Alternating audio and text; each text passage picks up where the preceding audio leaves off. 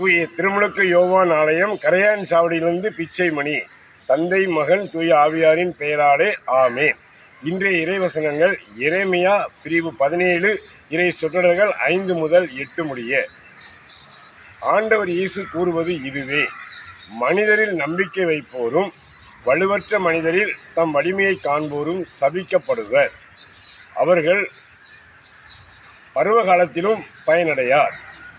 பாலை நிலத்தின் வறண்ட பகுதிகளிலும் யாரும் வாழா உபர் நிலங்களிலுமே அவர்கள் குடியிருப்பர். ஆண்டவரில் நம்பிக்கை வைப்போர் பேறு பெற்றோர், ஏனெனில் ஆண்டவரே அவரது நம்பிக்கை. அவர்கள் நீர் நிலையோரப்பட்ட மரங்களுக்கு ஒப்பாவார்.